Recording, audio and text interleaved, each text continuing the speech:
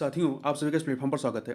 हम लोग घटनाचक्र पब्लिकेशन के द्वारा जो उत्तर प्रदेश राज्य दृष्टि मानचित्रात्मक पुस्तक है, इसको यहाँ पर हम लोग देख रहे हैं। तो आज की वीडियो में हम लोग उत्तर प्रदेश के संबंध में नदियों, परियोजनाओं, खनिज संसाधन और उद्योग से संबंधित महत्वपूर्ण चीज़ों को इस वीडियो में मानचित्र के माध्यम से या चित्र के माध्यम से देखेंगे। तो चलिए प्रारंभ करते हैं। सबसे पहले बात करते हैं उत्तर प्रदेश की नदियों के बारे में। तो नदियों के उद्गम स्रोत के आधार पर उत्तर प्रदेश की नदियों को तीन भागों में विभाजित किया जा सकता है। पहला, हिमालय से निकलने वाली नदियां। दूसरा, गंगा के मैदान से निकलने वाली नदियां। तथा तीसरा है प्रायद्वीपीय पठार से निकलने वाली नदियां। देखिए, गंगा और यमुना उत्तर प्रदेश की सबसे बड़ी नदियां हैं। इनका बहाव जो है उत्तर में हिमालय तथा दक्षिण में विंध्याचल द्वारा निर्धारित है। उत्तर प्रदेश की अन्य प्रमुख नदियों में घाघरा, गोमती, चंबल, सोन, कर्मनाशा, चंद्रप्रभा, रिहंद, बेलन एवं धसान उल्लेखनीय है। अब जो तीन भागों में नदियों को विभाजित किया गया है, उनको एक एक करके देखते हैं। तो सबसे पहले बात करते हैं हिमालय पर्वत से निकलने वाली उत्तर प्रदेश की प्रमुख नदियों को यहाँ पर देखेंगे। तो इसमें गंडक और राप्ती, रामगंगा, यमुना, काली या शारदा, घाघरा और गंगा नदियां हैं। जबकि मैदानी भाग से निकलने वाली उत्तर प्रदेश की प्रमुख नदियों में ईशन, शई, पांडो, वरुणा और गोमती नदियां शामिल हैं। इसके अतिरिक्त यदि हम प्रायद्वीपीय पठार से निकलने वाली उत्तर प्रदेश की प्रमुख नदियों की बात करें तो इसमें बेतवा, चंबल, रिहंद, कन्हार, टोंस, सोन और केन नदियां शामिल हैं। ठीक है। अब हम लोग बात कर लेते हैं गंगा नदी की। तो देखिए, गंगा नदी जो है हिमालय पर्वत से गंगोत्री से निकलती है और ये जाकर के कहाँ पर, बंगाल की खाड़ी में जाकर के मिल जाती है। तो इसकी गंगा की जो सहायक नदियां हैं, उन गंगा की सहायक नदियों को यहाँ पर हम लोग देख लेते हैं। तो गंगा की बाएं तट की जो सहायक नदियां हैं, ये इधर आपका ये गंगा आ रही है, इस साइड में आपका बायां तट हुआ और इधर आपका दायां तट हुआ। बायां मतलब लेफ्ट हो गया और इधर राइट। तो देखिए, गंगा की जो बाएं तट की सहायक नदियां हैं, इसमें कौन कौन सी हैं? इसमें आपकी रामगंगा, गोमती, घाघरा, गंडक, कोसी, ये नदियां जो हैं आपकी बाएं तट की नदियां हैं। जबकि दाएं तट की नदियों में आपकी यमुना, टोंस और सोन नदी है। इसके अतिरिक्त इसको इस प्रकार से भी देख लेते हैं कि उत्तरी किनारे से गंगा में मिलने वाली नदियां, उत्तरी किनारे से गंगा में मिलने वाली नदियों में रामगंगा, गोमती, घाघरा, गंडक, कोसी व बागमती हैं। तथा दक्षिण किनारे से मिलने वाली नदियों में यमुना, टोंस व सोन नदियां आती हैं। आगे चलते हैं। गंगा नदी के बारे में उत्तर प्रदेश से होकर जो ये प्रवाहित होती है, इसके संबंध में कुछ महत्वपूर्ण फैक्टों को यहाँ पर देख लें। तो इसका उद्गम कहाँ पर होता है? हिमालय के गंगोत्री हिमनद के गोमुख से यहाँ ये निकलती है। उद्गम स्थान पर मुख्य धारा का जो नाम है, ये जब निकलती है तो वहां पर इसे भागीरथी नदी के नाम से जाना जाता है। और उत्तराखंड के देवप्रयाग में आकर के भागीरथी एवं अलकनंदा मिल करके वहां से आगे, देवप्रयाग से आगे, ये गंगा के नाम से यह जानी जाती है। इसका विस्तार किन राज्यों में है? तो उत्तराखंड, उत्तर प्रदेश, बिहार, झारखंड और पश्चिम बंगाल। कुल कितने राज्य हो गए? कुल आपके 5 राज्यों से होकर के। तो ध्यान रखिएगा, गंगा नदी का विस्तार जो है कुल 5 राज्यों से होकर के, मतलब 5 राज्यों में इसका विस्तार है, या 5 राज्यों से होकर यह नदी गुजरती है। और इसका डेल्टा कहाँ है? बंगाल खाड़ी में जाके गिर जाती है। लंबाई की बात करें उत्तर प्रदेश में इसकी लंबाई कितनी है? तो वो है 1450 किलोमीटर। उत्तर प्रदेश की सबसे लंबी नदी है। अब इस नदी के जो तटीय शहर हैं उत्तर प्रदेश के, उसमें आपके फर्रुखाबाद, कन्नौज, कानपुर, वाराणसी, प्रयागराज, मिर्जापुर, गाजीपुर आदि शामिल हैं। आगे चलते हैं। आगे हम लोग बात कर लेते हैं उत्तर प्रदेश की प्रमुख झीलों के बारे में। तो देखिए, आगरा में कीठम झील या सूर सरोवर झील है। गौर झील आपका रामपुर में है। बड़ा ताल या गोखुर झील शाहजहांपुर में है। बरुआ सागर झांसी में है। कुंद्रा समुद्र उन्नाव में है। मदन सागर जो है आपका महोबा में है। टांडा दर्री या दरारगत मिर्जापुर में है। बेला सागर या कृत्रिम झील महोबा में है। और आपका चितौरा झील ये बहराइच में है। दरवन झील अंबेडकर नगर में है। इसी प्रकार से अन्य झीलों को देखें तो सुराहाताल बलिया में है। करेला लखनऊ में है। समसपुर झील रायबरेली में है। राधाकुंड मथुरा में है। और आपका बल्हापारा कानपुर में है। राजा का बाग सुल्तानपुर, कई बार पूछा गया है, राजा का बाग सुल्तानपुर में है। अवधी ताल वाराणसी में। मोती झील कानपुर शहर में। रामगढ़ ताल गोरखपुर में है। और शेखा झील जो है ये आपका अलीगढ़ में है। अब कुछ अन्य चीज़ों की बात कर लेते हैं। तो उत्तर प्रदेश की जो एक बड़ी नदी यमुना है, इसके संबंध में कुछ महत्वपूर्ण तथ्यों को यहाँ पर देखें तो इसका उद्गम कहाँ पर है? ये बंदर पूंछ के पश्चिमी ढाल से के पास यमुनोत्री हिमनद है, यहाँ से निकलती है। इसका अपवाह क्षेत्र जो है उत्तराखंड, हिमाचल प्रदेश, हरियाणा, दिल्ली तथा उत्तर प्रदेश। ठीक है, तो कितने राज्यों से होकर ये गुजर रही है? कुल 5 राज्यों से। ठीक है, उत्तराखंड, हिमाचल प्रदेश, हरियाणा, दिल्ली तथा उत्तर प्रदेश। और ध्यान रखिएगा, ये उत्तर प्रदेश में प्रयागराज में आकर के गंगा नदी में मिल जाती है। सहायक नदियां जो है कहाँ कहाँ कौन सी सहायक नदी मिलती है? देखिए, इटावा के पास जो है चंबल नदी आकर मिलती है, हमीरपुर के पास बेतवा, और बांदा या भोजवा के पास जो है केन नदी आकर के मिलती है।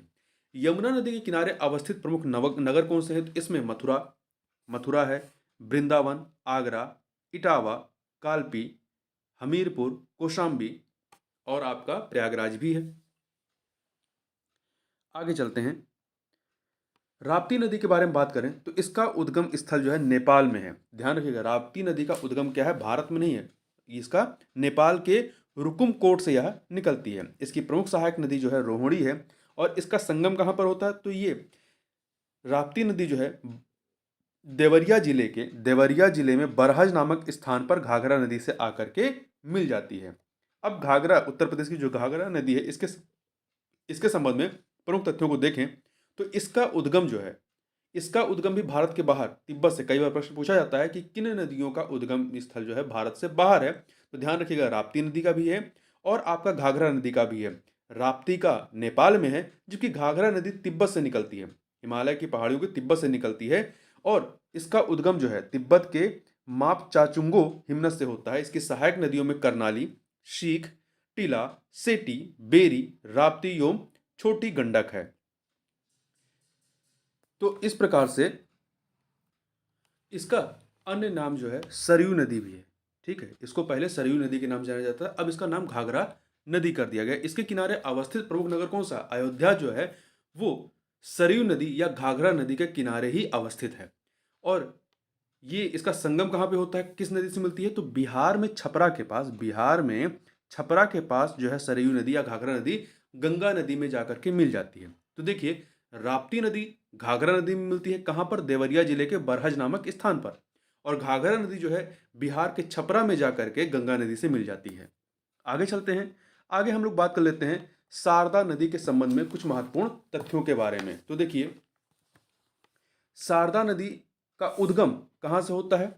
तो कुमाऊं हिमालय के मिलाम हिमनद से इसका उद्गम होता है। और इसकी प्राकृतिक सीमा कहाँ है? तो उत्तर प्रदेश के पीलीभीत और नेपाल के मध्य में। ठीक है, ये मैदान में कहाँ प्रवेश करती है? तो ब्रह्मदेव स्थल के निकट यह मैदानी क्षेत्र में प्रवेश कर जाती है। और इसका प्रारंभिक नाम जो रहा है शारदा नदी का, वो है काली गंगा या गौरी गंगा। इसकी विशेषता देखें तो सांप की भांति टेढ़े मेढ़े होकर के यह प्रवाहित होती है। जबकि ये किस नदी से मिलती है? तो ये घाघरा नदी से जाकर के मिलती है। किससे? घाघरा, जिसके बारे में भी हम लोग चर्चा किए थे पहले। तो घाघरा नदी से जो है बरहाम घाट के निकट घाघरा नदी से जाकर के मिल जाती है। अब हम लोग बात कर लेते हैं गोमती नदी के बारे में। गोमती नदी के बारे में तो देखिए, एक चीज ध्यान रखिए, शारदा नदी का उद्गम कहाँ पे है? भारत में ही है। गोमती नदी, इसका उद्गम जो है पीलीभीत जिले के फुलहर झील से इसका उद्गम होता है। इसका अपवाह क्षेत्र कहाँ पर है? किन किन जिलों से होकर जाता है? तो पीलीभीत, शाहजहांपुर, लखीमपुर खीरी, सीतापुर, लखनऊ, सुल्तानपुर, जौनपुर एवं गाजीपुर इत्यादि। गोमती नदी के किनारे अवस्थित नगरों में लखनऊ, सुल्तानपुर, जौनपुर महत्वपूर्ण है या प्रमुख जिले हैं। इसका संगम कहाँ पे होता है? किस नदी से मिलती है? तो गाजीपुर के कैथी में गंगा नदी में जाकर के गोमती नदी मिल जाती है। अब हम लोग यहाँ पे बेतवा नदी और केन नदी के बारे में भी बात कर लेते हैं। बेतवा और केन नदी के बारे में तो देखिए, पहले बेतवा नदी के बारे में बात करें तो बेतवा नदी का उद्गम कहाँ पे है? तो मध्य प्रदेश के रायसेन के कुमरा गांव। ठीक है, मध्य प्रदेश के रायसेन के कुमरा गांव से। और उत्तर प्रदेश में अपवाह क्षेत्र कहाँ कहाँ किन जिलों से होकर गुजरती है? झांसी, औरैया, जालौन, हमीरपुर। इसका संगम कहाँ पे होता है? तो हमीरपुर में यमुना नदी से जाकर के यह मिल जाती है। इसका सांस्कृतिक नाम क्या है? बेत्रवती। बेत्रवती है। और प्रमुख बांध इस पे कौन से हैं? तो राजघाट बांध है, और इस राजघाट बांध का ही दूसरा नाम है रानी लक्ष्मीबाई सागर बांध। किन नदी के बारे में बात कर लेते हैं। तो इसका उद्गम जो है कहाँ पे है? कैमूर पहाड़ियों, कैमूर की पहाड़ियों से है। कैमूर की पहाड़ियों में है उद्गम इसका। इसका उपनाम क्या है? कर्णवती है। और इसका संगम, तो ये भी यमुना की ही सहायक नदी है, और ये बादा में भोजवा के निकट यमुना नदी में जाकर के मिल जाती है, केन नदी। ठीक है, तो बेतवा और केन दोनों ही जो हैं आपके यमुना की सहायक नदियां हैं। आगे बढ़ने से पहले कुछ फैक्ट आप और याद रखिएगा कि जैसे जो कैमूर पहाड़ी है, ये विंध्याचल पर्वत जो है उसका पूर्वी हिस्सा है। ठीक है, तो ये कैमूर पहाड़ी विंध्याचल पर्वत का ही हिस्सा है।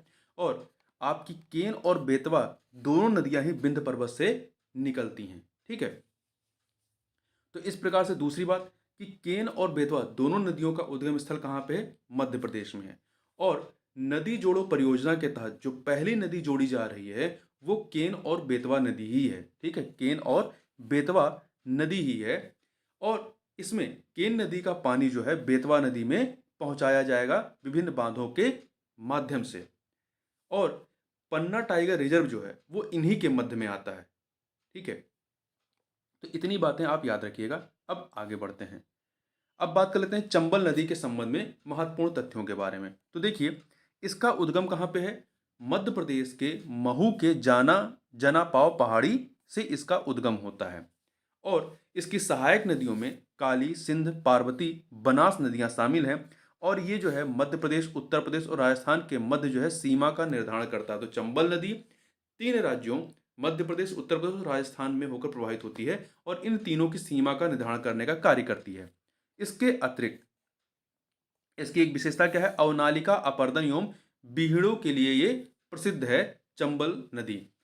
प्रमुख बांध कौन से हैं इस पे? गांधी सागर बांध, राणा प्रताप सागर बांध और जवाहर सागर बांध। गांधी सागर बांध हो गया, राणा प्रताप सागर बांध हो गया, और जवाहर सागर बांध है।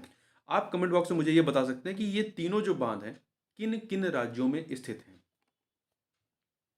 इसका संगम कहाँ पे होता है, किस नदी से? तो इटावा जिले में यह जो चंबल नदी है यमुना नदी से आकर के मिल जाती है। इस प्रकार यह यमुना नदी की सहायक नदी है। अब बात कर लेते हैं टोंस नदी के बारे में। तो इसका उद्गम कहाँ है? मध्य प्रदेश के कैमूर श्रेणी के तरमा कुंड से। मध्य प्रदेश के कैमूर श्रेणी के तरमा कुंड से इसका उद्गम होता है। उसकी प्रमुख सहायक नदियों में बेलन नदी महत्वपूर्ण है। और इसका संगम कहाँ होता है? तो प्रयागराज के सिरसा में गंगा नदी से आकर के टोंस नदी जो है वो मिल जाती है। ठीक है, तो ध्यान रखिएगा कहाँ पर इसका मतलब संगम होता है? प्रयागराज में होता है। ठीक है, टोंस नदी का। और टोंस नदी गंगा की जो है दाएं तट की सहायक नदी है। इस फैक्ट को भी याद रखिएगा। अब झांसी जिले के प्रमुख बांधों की बात कर लेते हैं। झांसी जिले के प्रमुख बांध कौन से हैं? तो देखिए, बेतवा नदी में पारिच्छा बांध है, बेतवा नदी पर ही माता टीला है, और बेतवा नदी पर जो है सुकमा डुकमा बांध है, और पथराई और सुखनाई नदी पर जो है पथराई बांध है। तो पारिच्छा, माता टीला और सुकमा डुकमा ये बेतवा नदी पर हैं। आगे बढ़ते हैं। आगे देखते हैं हम लोग उत्तर प्रदेश के कुछ अन्य प्रमुख बांधों के बारे में जो कि मिर्जापुर और ललितपुर में फैले हुए हैं। तो सबसे पहले मिर्जापुर के प्रमुख बांधों की बात कर लेते हैं। तो जिरगो नदी पर जिरगो बांध, गराई नदी पर अरोरा बांध, बेलन नदी पर जो है आपका मेजा बांध है, अधवा नदी पर अधवा बांध है, और बखेर नदी पर सिरसी बांध है। ये आपके मिर्जापुर में स्थित है। जबकि ललितपुर में कौन कौन से बांध हैं? तो जामनी नदी पर जामनी बांध, रोहिणी नदी पर रोहिणी बांध, सहजाद नदी पर सहजाद बांध है, सहजाद नदी पर ही गोविंद सागर बांध भी है। ठीक है, और सजनाम नदी पर जो है सजनाम बांध है, बेतवा नदी पर राजघाट बांध है। अन्य प्रमुख बांध जो उत्तर प्रदेश के उनकी बात कर लेते हैं। तो देखिए, चंदौली में कर्मनाशा नदी पर मूसा खंड बांध है, हमीरपुर में बिरमा नदी पर मौदहा बांध है, और महोबा में करदिया नदी पर शलारपुर बांध है। इसके अतिरिक्त जो है आपका चंदौली में चंद्रप्रभा नदी पर चकिया के पास जो है चंद्रप्रभा बांध है, सोनभद्र में कन्हर नदी पर कन्हर बांध है, और आपका चित्रकूट में गढ़वा बांध है। अब बात कर लेते हैं उत्तर प्रदेश की बहुउद्देशीय नदी घाटी परियोजनाओं के बारे में। तो सबसे पहले बात करते हैं गंडक परियोजना से लाभान्वित उत्तर प्रदेश के जो प्रमुख जिले हैं उन जिलों की। तो इससे जो लाभान्वित जिले हैं वो 4 प्रमुख जिले हैं: गोरखपुर, महाराजगंज, देवरिया, कुशीनगर। गोरखपुर, महाराजगंज, देवरिया, कुशीनगर। और प्रमुख नदी घाटी परियोजनाओं की बात करें तो इसमें आपका गंडक परियोजना, देखिए गंडक परियोजना ये उत्तर प्रदेश एवं बिहार, नेपाल भी इसमें सम्मिलित है, इनके मध्य की ये नदी घाटी परियोजना है। गोकुल बैराज परियोजना ये मथुरा नदी पर है और यमुना नदी पर पेयजल हेतु इसको निर्मित किया गया है। रामगंगा परियोजना की बात करें तो उत्तर प्रदेश के बिजनौर जिले के निकट कालागढ़ जो कि कालागढ़ उत्तराखंड में स्थित है, यहाँ पर ये रामगंगा परियोजना है। राजघाट बांध परियोजना यह उत्तर प्रदेश और मध्य प्रदेश की संयुक्त परियोजना जो कि बेतवा नदी पर है। गोविंद बल्लभ पंत सागर जो है ये सोनभद्र के पिपरी में स्थित है। अन्य प्रमुख तथ्यों की बात कर लेते हैं उत्तर प्रदेश की विद्युत परियोजनाओं के बारे में।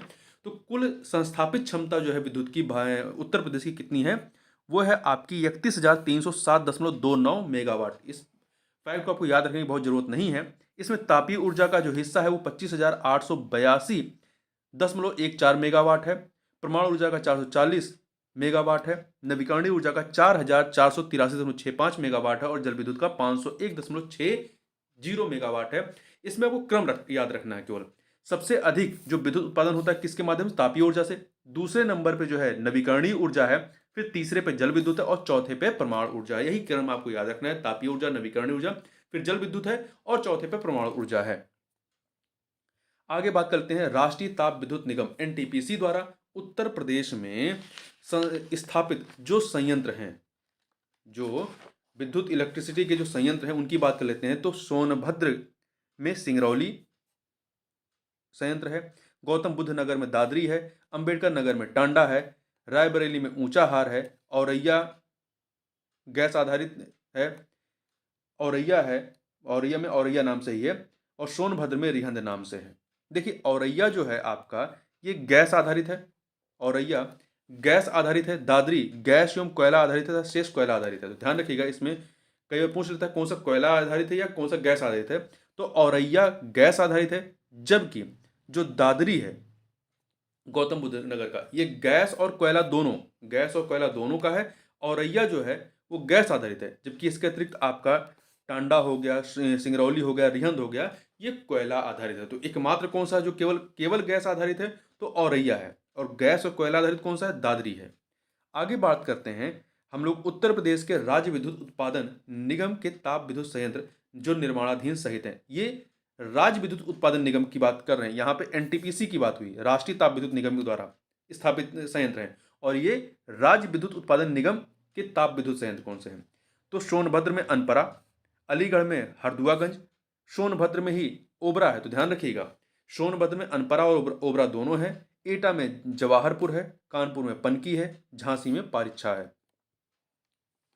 अब बात कर लेते हैं उत्तर प्रदेश के खनिज संसाधनों के संबंध में। उत्तर प्रदेश के विंध्य क्षेत्र की पर्वत श्रृंखला के बीच विभिन्न प्रकार की खनिज संपदा दबी हुई है। उत्तर प्रदेश में पाए जाने वाले खनिजों में चूना पत्थर, कोयला, मैग्नेसाइट, सॉफ्ट स्टोन, तांबा, जिप्सम, ग्लास सैंड, संगमरमर, fire clay, uranium, barytes, diaspore, sillimanite, pyrophyllite, andalusite प्रमुख हैं। उत्तर प्रदेश के 8 दक्षिणी जिले, कौन से 8 दक्षिणी जिले खनिज पदार्थों के लिए विशेष रूप से जाने जाते हैं।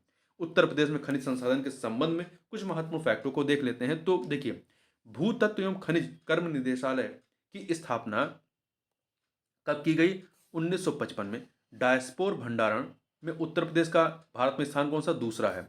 उत्तर प्रदेश राज्य खनिज विकास निगम की स्थापना 23 मार्च 1974 में होती है, और प्रथम खनिज नीति जो जारी की जाती है कब की जाती है, दिसंबर 1998 में। इसी के माध्यम से खनिज विकास को उद्योग का दर्जा प्रदान किया गया 1998 के प्रथम खनिज नीति के माध्यम से।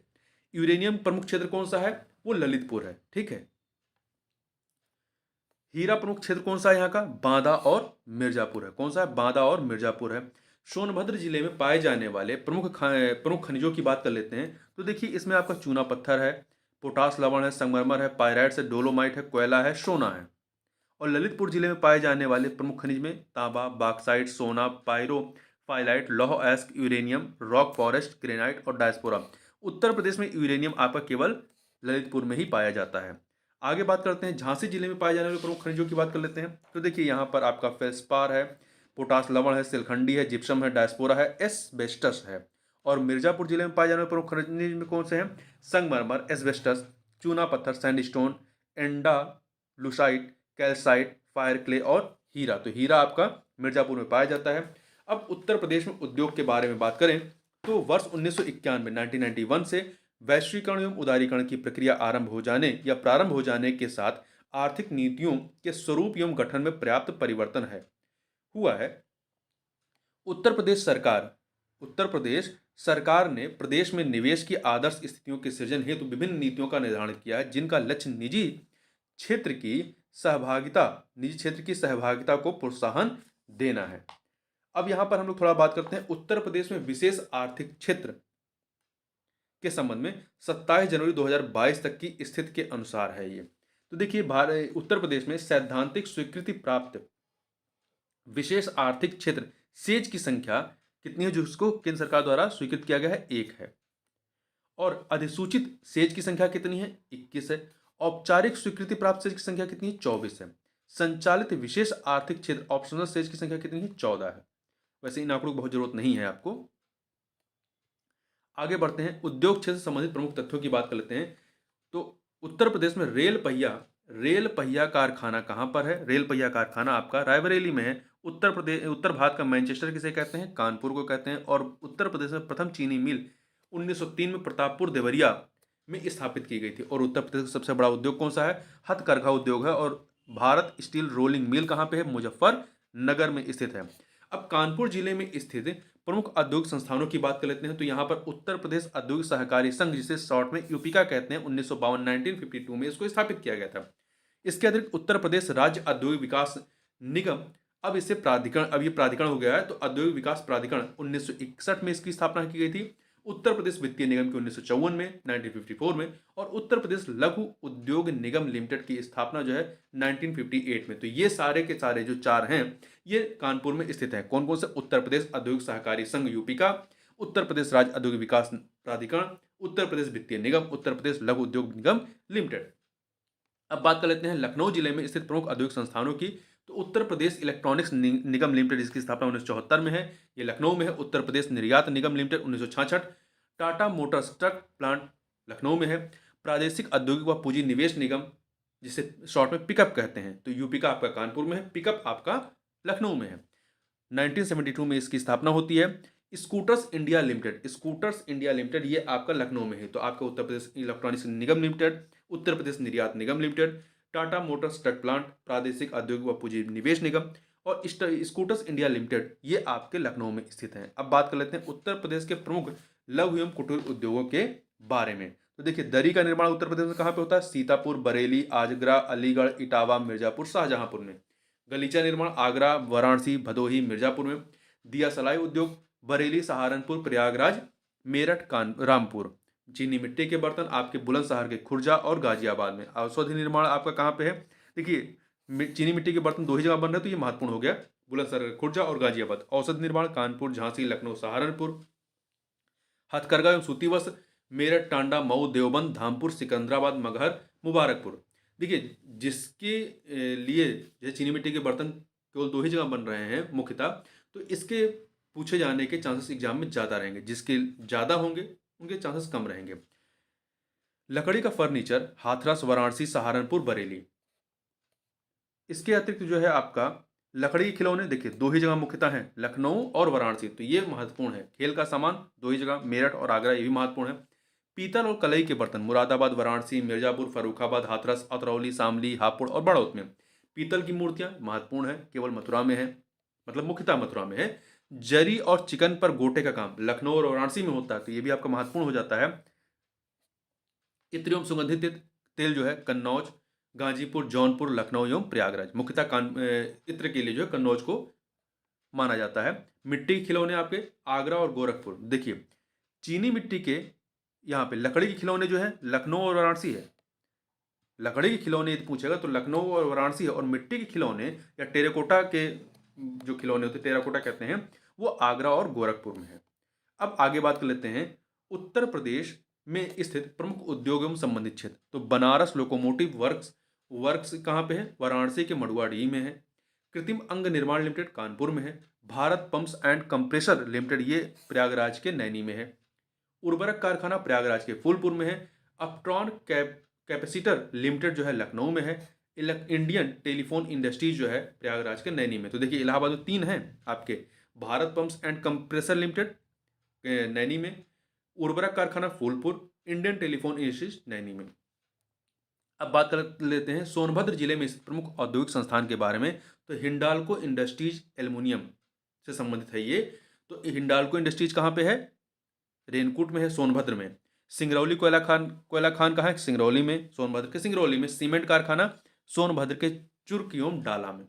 अब बात कर लेते हैं एक जिला एक उत्पाद योजना, वन डिस्ट्रिक्ट वन प्रोडक्ट के संबंध में जो प्रमुख उत्पाद है उनकी। तो देखिए ये जो योजना है उत्तर प्रदेश सरकार के द्वारा 24 जनवरी 2018 को, कब?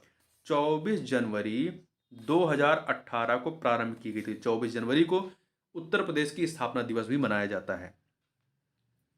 और इसके तहत देखिए जरदोजी के लिए किन जिलों को चुना गया है? इसमें उन्नाव, कासगंज, बदायूं, चंदौली, बरेली और शाहजहांपुर को चुना गया है। जबकि खाद्य प्रसंस्करण के लिए कौशाम्बी को केला के लिए, बलरामपुर को दाल के लिए, प्रतापगढ़ को आंवला के लिए, गोंडा को दाल के लिए, तो दाल के लिए बलरामपुर और गोंडा दोनों है। सिद्धार्थनगर को काला नमक चावल के लिए। इसके अतिरिक्त गुड़ के लिए 2 जिले चुने गए हैं, अयोध्या और मुजफ्फरनगर।